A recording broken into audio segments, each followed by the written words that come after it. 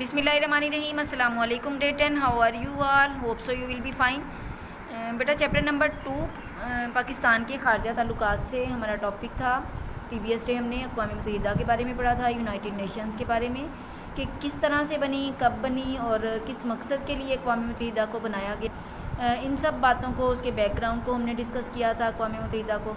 आज हम अक़वाम मुत्तहिदा के इदारों को डिस्कस करेंगे कि अक़वाम मुत्तहिदा के कौन कौन से इदारे हैं वो काम कर रहे हैं पूरी दुनिया की सलामती के लिए, पूरी दुनिया में अमन और इत्तेहाद के लिए कौन कौन से इदारे और किस किस मकसद के लिए काम कर रहे हैं वो आज हम डिस्कस करेंगे।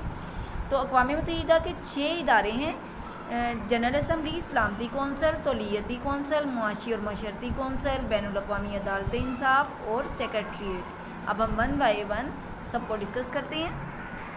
सबसे पहला इदारा जो है, सबसे बड़ा इदारा यूनाइटेड नेशंस का, वो है जनरल असम्बली। जनरल असम्बली अक़वाम मुत्तहिदा का सबसे बड़ा इदारा है और इसमें तमाम रुकन ममालिक के जो नुमाइंदे हैं वो जनरल असम्बली के इजलास में शरीक होते हैं। और इसका इजलास जो है वो हर साल सितंबर में होता है, मुनक्किद होता है जनरल असम्बली का इजलास। इसको मुंतखब कौन, इसके अरकान को कौन मुंतखब करता है? जनरल असम्बली के अरकान को जो सलामती कौंसल के गैर मुस्तकिल अरकान होते हैं उनका इंतखाब करना जनरल असम्बली की ज़िम्मेदारी है। इसके अलावा मुआशी और माशरती कौंसल के अरकान का इंतखाब करना, नई रियासतों को रुकनीत देना और किसी रियासत की रुकनीत को ख़त्म करना, इसके अलावा अक़वाम मुत्तहिदा के बजट की मंजूरी देना और दुनिया भर में अमन कायम करने के लिए जो इक़दामात करना है वो जनरल असम्बली के फ़राइज़ में शामिल है। जनरल असम्बली के फ़राइज़ में क्या क्या शामिल है?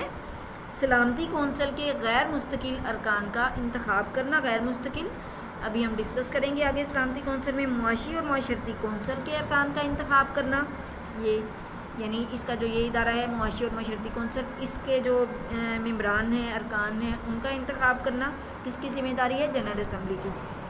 इसके अलावा नई रियासतों को रुकनीत देना, यानी अक़वाम मुत्तहिदा की मेंबरशिप हासिल करने के लिए जो नई रियासतें शामिल होती हैं,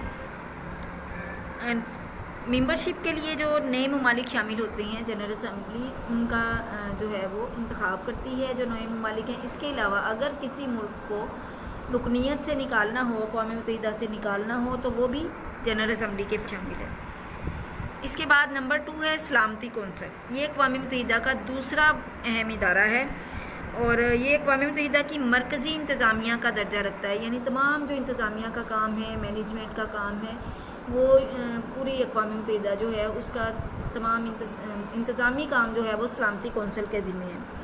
इसके अरकान की कुल तादाद जो है 15 है। सलामती कौंसल के अरकान की कुल तादाद 15 है। इसमें से 5 मुस्तकिल अरकान हैं। कौन कौन से? अमेरिका, रूस, बरतानिया, फ़्रांस और चीन।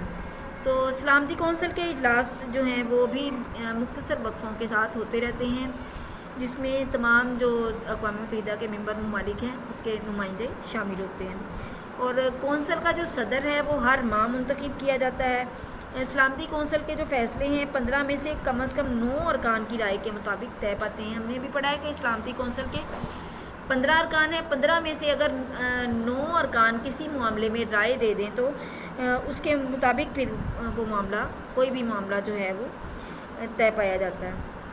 लेकिन ये ज़रूरी है कि इन 9 अरकान में से 5 मुस्तकिल अरकान शामिल हों। मुस्तकिल अरकान कौन कौन से हैं अभी हमने डिस्कस किया है? अमेरिका, रूस, बरतानिया, फ़्रांस और चीन।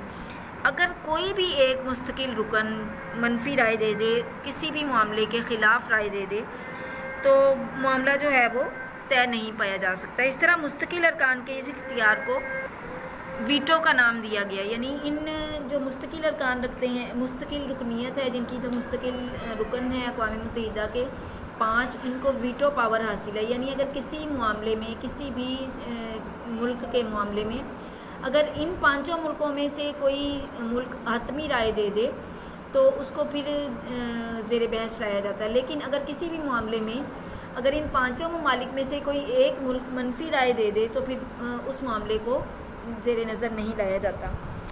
तो इनके ज़िम्मे काम क्या है? सलामती कौंसल के ज़िम्मे अमन व अमान का क़याम, इसके अलावा बैनुल अक़वामी तनाज़ात का हल, नए ममालिक की रुकनीत, जो नए ममालिक हैं उनको कौन कौन से ममालिक को रुकनीत देनी है, ये भी सलामती कौंसल के ज़िम्मे है। इसके अलावा किसी भी मुल्क के رکنیت سے نکالنے کے لیے سفارش بھی سلامتی کونسل دے سکتی ہے کہ اس ملک کو اقوام متحدہ کی رکنیت سے ممبرشپ سے نکال دیا جائے۔ تو اس کے علاوہ بین الاقوامی عدالت انصاف کے ججوں کا جو چناؤ ہے وہ بھی اس کے ذمہ ہے۔ جنرل سیکرٹری کے چناؤ کی بھی سفارشات سلامتی اسمبلی کو بھیجنا اس کے اہم فرائض میں شامل ہے سلامتی کونسل کے۔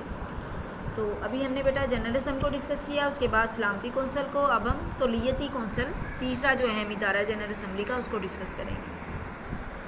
اس کے بعد ہے بیٹا تولیتی کونسل۔ اقوام متحدہ کے اس ادارے نے یعنی تولیتی کونسل نے دوسری جنگ عظیم کے بعد جو تباہ حال قومیں تھیں، یعنی دوسری جنگ عظیم کے بعد جو قومیں تباہ ہو گئی تھیں، جہاں پر جنگ سے بہت زیادہ تباہی ہوئی تھی، ان کو بہتر بنانے کے لیے انتظامات کیے تھے تاکہ وہ ان علاقوں کے عوام کی ثقافتی، تعلیمی، اقتصادی اور دوسری ضرورتوں کی تکمیل جو ہے وہ بطور نگران کرے، اور یہ نگرانی اس وقت تک رہے گی جب تک یہ قومیں آزادی حاصل کرنے کے قابل نہیں ہو جاتی۔ تو چونکہ یہ اس وقت دوسری جنگ عظیم ہو کے ہٹی تھی، اسی ادارے کی اہمیت اس وقت بہت زیادہ تھی، لیکن اس کے بعد جو ہے وہ ایسا کوئی مسئلہ نہیں ہوا، یعنی جنگ عظیم کی نوبت نہیں آئی، اسی لیے یہ ادارہ اب اپنی افادیت ہو چکا ہے، اب اتنا زیادہ یعنی اس کی امپورٹنس نہیں ہے، یہ بالکل یعنی اس کے جو فرائض تھے وہ تقریباً ختم ہو چکے ہیں۔ بیٹا ہم نے اقوام متحدہ کے اداروں کو ڈسکس کیا جن میں جنرل اسمبلی، سلامتی کونسل اور تولیتی کونسل کو آج ہم نے ڈسکس کیا۔ انشاءاللہ ہم نیکسٹ ڈے معاشی اور معاشرتی کونسل، بین الاقوامی عدالت انصاف اور سیکرٹریٹ کو ڈسکس کریں گے۔ تو یہ آپ کا لانگ کوسچن ہے بیٹا، اقوام متحدہ کے اداروں پر نوٹ لکھیں، تو آپ نے جنرل اسمبلی، سلامتی کونسل اور تولیتی کونسل جن کے بارے میں نے آپ کو بتایا، یہ اپنی رف نوٹ بک پر آپ نے اسی طرح سے پوائنٹ کے ساتھ آپ نے رائٹ کرنا ہے اور میمورائز کرنا ہے۔ اللہ حافظ۔